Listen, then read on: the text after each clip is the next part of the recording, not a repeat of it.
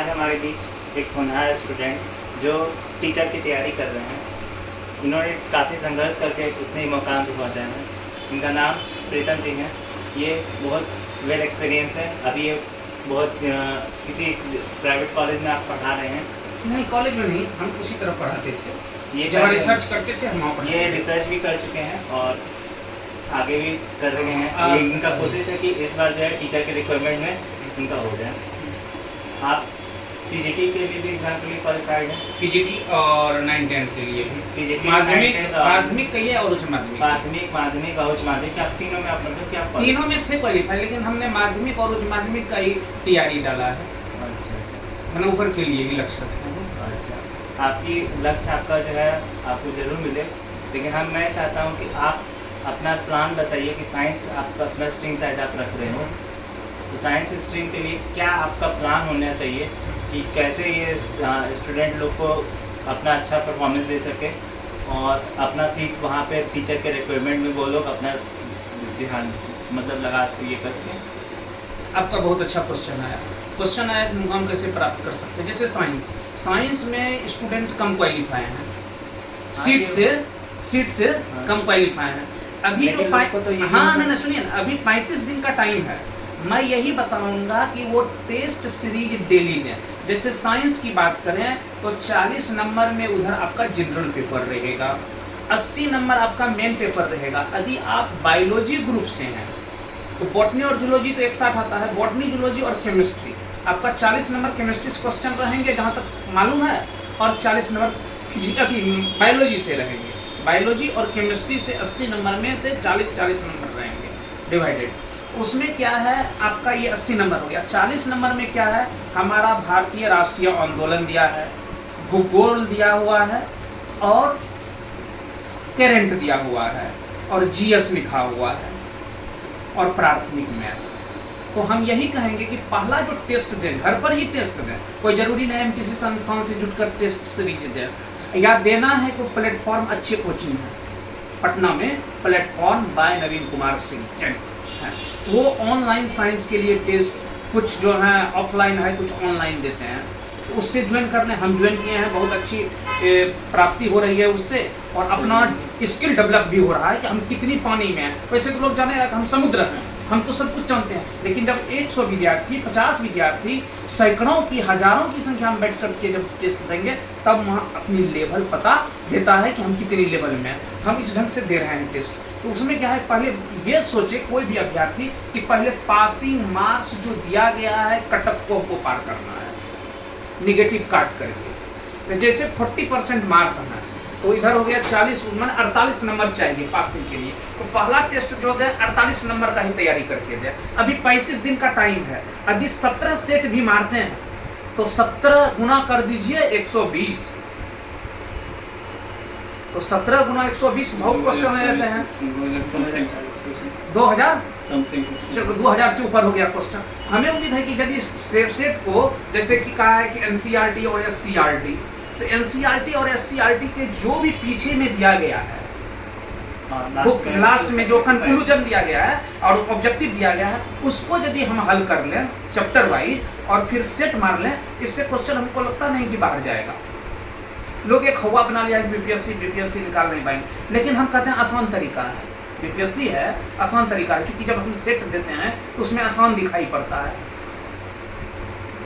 आसान इस मामले में है, यदि आप बुक से दोस्ती किए हैं तो आसान है। अब देखिए, पहले 40 नंबर के लिए प्रिपेयर्ड होना है फर्स्ट टेस्ट में। दूसरे सेट में हमको करना क्या है, उससे 5% अधिक लाना है, 45, फिर 50, फिर 55, 70। हमको लगता नहीं है कि साइंस में खास करके 70% से एवं मार्क्स जाएगा कट ऑफ, जबकि लाखों की संख्या में जब बीपीएससी दिया जाता है, जो प्रशासनिक सेवा होती है, उसमें निगेटिव में कट ऑफ ज़्यादा तो गया नहीं, सामान्य का 90 गया, लेकिन वहाँ तो कट ऑफ की कोई बात तो नहीं रहती है। लेकिन यहाँ एक कट ऑफ बांध दिया, आएंगे तो आपकी सिलेक्शन नहीं होगी सीट रहने के बावजूद भी। इसीलिए हमको कट ऑफ पार करना। साइंस में ज़्यादा लोचा नहीं है, वह हाई स्कूल का हो कि +2 स्कूल का हो और हिंदी सब्जेक्ट हो कि इंग्लिश हो कि मैथ हो या फिजिक्स हो, कोई भी पेपर हो, उसमें ज़्यादा लोचा नहीं है। ज़्यादा है STET वाले में, मैंने सोशल स्टडी वाले में, और उसके बाद आपका कंप्यूटर वाले में।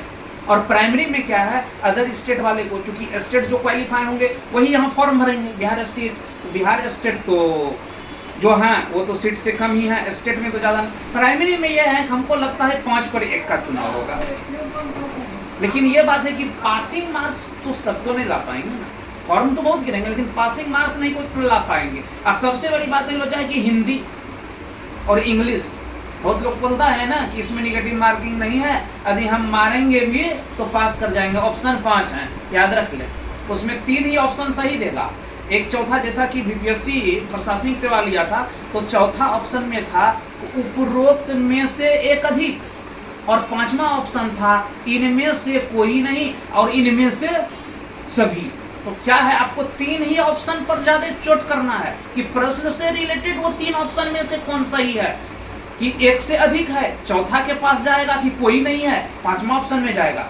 यहाँ क्या कहे BPSC के चेयरमैन अब्दुल प्रसाद जी बोले हैं कि हमारा काम ही कंफ्यूज करना, ऊपर की पढ़ाई से काम नहीं चलेगा, नीचे की तह की गहराई में जाएंगे। नीचे की तह की गहराई में जाने का मतलब ये हुआ कि आप जिस क्लास के टीचर बनेंगे उसी क्लास का बेसिक नॉलेज आपके न्यूनतम शिक्षा पर जाएंगे। यदि हाई स्कूल में जाएंगे तो उनकी न्यूनतम शिक्षा हो गई स्नातक, यानी ग्रेजुएशन, BA, BSc, BCom, उस स्तर के क्वेश्चन रहेंगे। लेकिन निचले क्लास से कंफ्यूजन क्वेश्चन रहेंगे।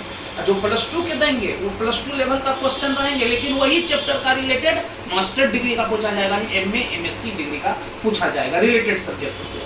तो इस पर ध्यान रखते हुए काम करना है कि छोटी से छोटी चीज पर कैसे ध्यान देकर के हम क्वेश्चन कर करें। इसीलिए सेट मारना मस्ट जरूरी है।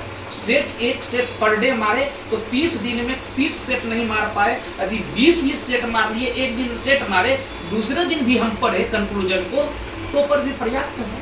15 सेट तो पर्याप्त है, उतना वो मारकर पढ़ लेगा। हमको उम्मीद है कि आपने बहुत कुछ अच्छे से जानकारी दी है। आपकी जानकारी, हमारी उम्मीद है कि कैंडिडेट को काफ़ी बेनिफिट होगी।